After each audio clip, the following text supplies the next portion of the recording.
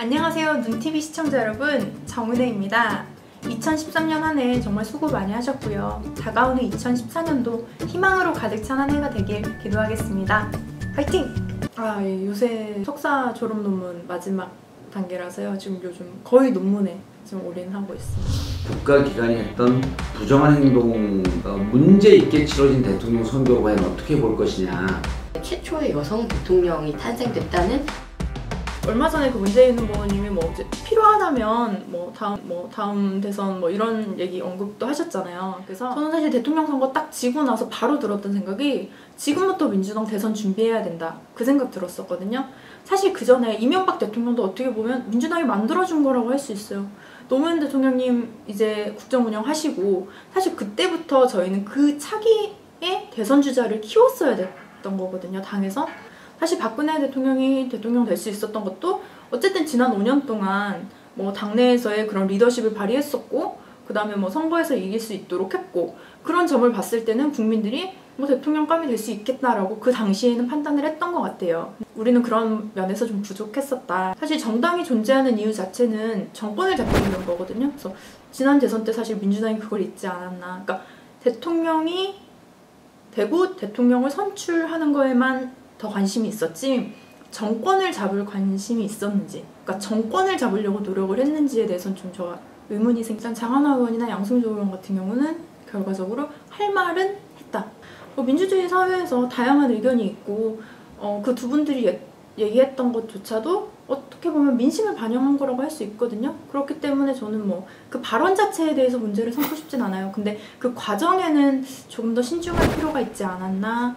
같은 청년 비례대표 후보로서 이제 그렇게 생각을 해봅니다. 만약에 저 같았으면 이랬을 것 같아요. 그 전에 지도부한테 몇 번 얘기를 했겠죠. 이거 사퇴까지 가야 되는 거 아니냐. 이 발언 자체를 통해서 사실 새누리당이 굉장히 과격하게 반응을 하고 있어요. 그래서 제가 트위터도 올렸지만 도둑이 제발 저린다. 그래서 먼저 맞기 싫어서 선빵 날리냐? 이런 글도 남기긴 했는데, 첫 번째로 이런 북한 논란의 사태에 대해서 사과하지 않고 있어요.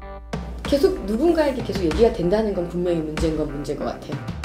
그러니까 일단은 박근혜 대통령은 복지의 개념을 잘 이해를 못하고 있는 것 같아요. 그러니까 복지라는 것이 어느 정도 그 사회에 있는 요구들, 그 다음에 우리가 소외될 수밖에 없는 사람들, 그 사람들이 정말 편견 없이 차별 없이 살아갈 수 있도록 기회를 제공하는 게 저는 복지라고 생각을 하거든요. 근데 박근혜 대통령의 그 생각에서의 복지는 좀 시혜적인 부분이 많은 것 같아요. 그래, 너 어려워? 그러면 돈 줄게. 장애인 복지라고 생각을 해봐도요, 장애인분들한테 예를 들면 국가에서 한 달에 500만 원씩 준다고 그 분들 문제가 해결되지 않아요. 그분들이 사회 구성원으로 살아갈 수 있고 같이 우리랑 어울릴 수 있도록 도로 정비부터 해서 그런 것들이 사실 복지인 거거든요.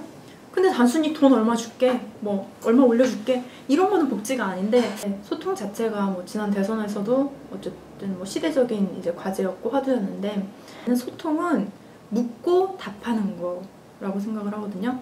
일단 박근혜 대통령 자체는 기본적으로 여지껏 그 정치 생활을 하면서 제가 알기로는 그렇게 소통에 대해서 많이 경험이 부족하다라는, 박근혜 대통령 입장에서 한번 생각을 해보기도 했어요. 인터뷰했던 내용 중에 이런 게 있다고 하더라고요. 그러니까 아버지의 명예는 언젠가 회복될 것이다. 그 명예를 회복하기 위해서는 본인이 이제 결과적으로 대통령이 되었던 거고, 그 명예를 박근혜 대통령이 그러면 회복하기 위해서는 어떤 방법을 써야 할까?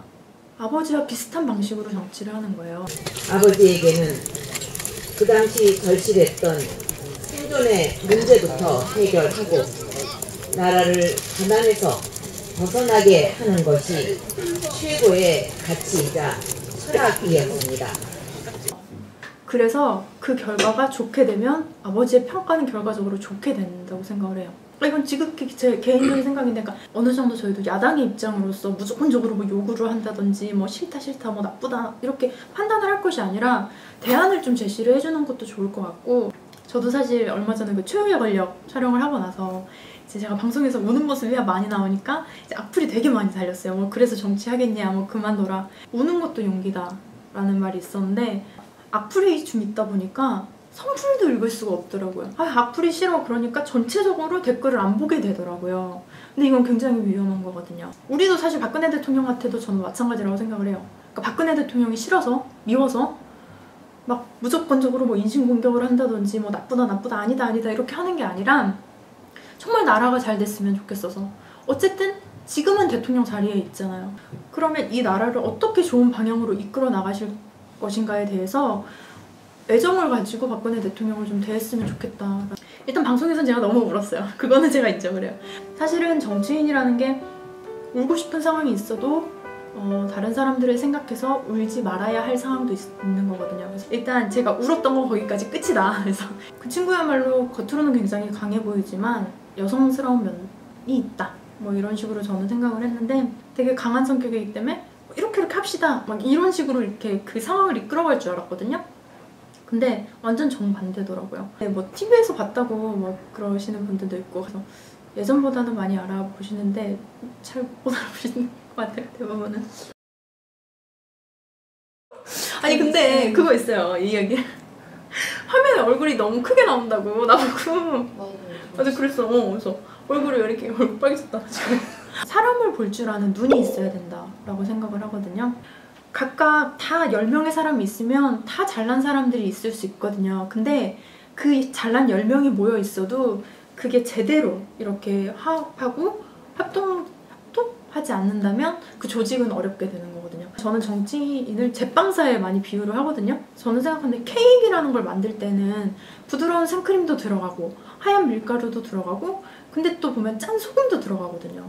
근데 그런 다양한 기호를 가진 재료들을 어떻게 믹스하느냐에 따라서 그 맛있는 케이크, 예쁜 케이크가 나올 수 있는 거거든요. 그 구성원의 능력을 최대한 어떻게 발휘할 수 있느냐, 저는 그게 정치인의 능력인 것 같아요. 정치인 자체는 사실 이름을 알리는 건 굉장히 중요한 거거든요. 그래서 저는 어느 정도 선은 있어야 된다고 생각을 해요. 그러니까 정치를 너무 비하하는 쪽으로 정치인이 직접 나가서 하는 거는 좀 아닌 것 같아요. 그러니까 정치를 풍자할 수는 있어요. 근데 그거는 뭐 시사평론가나 일반 국민들이 얼마든지 재미있는 아이디어로 정치를 풍자할 수 있는 거죠. 근데 본인이 정말 직업으로서의 정치인의 소명을 가지고 있고 어떤 윤리의식이 있는 사람이라면 본인이 본인의 직업을 폄하하면 안 되는 거라고 저는 생각을 하거든요. 이 자리에 대한 욕심보다는 정말 국민들의 삶을 바꾸는 그런 정치 지도자가 좀 됐으면. 굳이 어떤 직은 아니라도 상관이 없는 것 같아요. 사회적인 어떤 그런 움직임에 조금이라도 일조할 수 있는 그런 걸 하고 싶어요. 정치인으로서 많은 사람들에게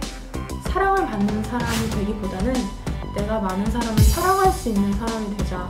그렇게 되면 사실 그 다음에 자연적으로 그분들이 저를 지지할 수 있는 것이고 그렇게 되면 제가 정치할 수 있는 기회가 또 생긴다고 생각을 하거든요.